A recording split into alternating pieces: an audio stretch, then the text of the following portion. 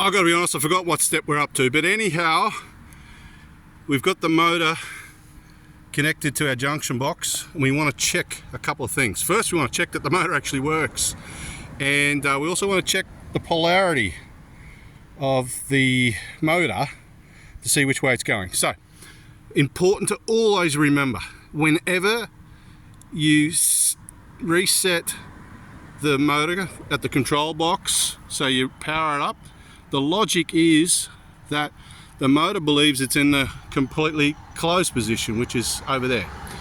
Now, I don't have the wheel on it because we want to check the logic. We don't want it going off on us. Okay, so it's not in a completely closed position, but we've just reset it. And I'm going to turn it on with the remote. Hopefully it works.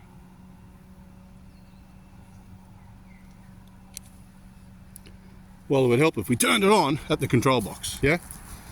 Made the same mistake again. Okay, so power is on. We've just reset it, okay? Logic is that it believes it's in the completely closed position. Therefore, the motor is going to go a certain way. The wheel will travel a certain way when we press it on. Okay, which way is it going? It's taking us forward. We don't want that. We want it to go the other way. So, pause the video. And now we're looking at the control box. I've reset it, it's on. Let's just turn it off while we play around with it. Again though, don't want to inadvertently do anything wrong. Short circuit. Alright, you see those dip switches? If the camera will focus. There are 8 up there. At the time of this video, only 3 matter. 1, 2 and 3. So, from our left, 1, 2 and 3. Number 1 is about our logic. At the moment, it's sitting up.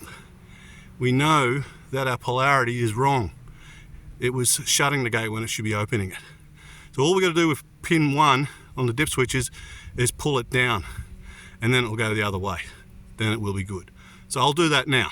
But while we're here, dip switch 2 and 3. 2 is for automatic opening. So if you don't want the automatic opening, then you pull that down.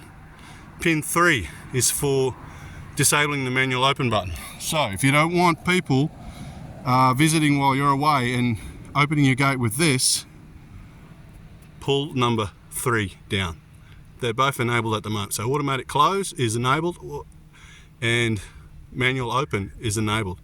So that means at the moment when we get this going, automatic close should happen after 25 seconds. So when this sensor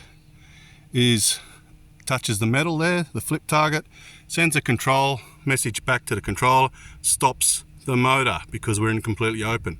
When we get to that completely open position, 25 seconds on this machine, it will count and then it will shut automatically.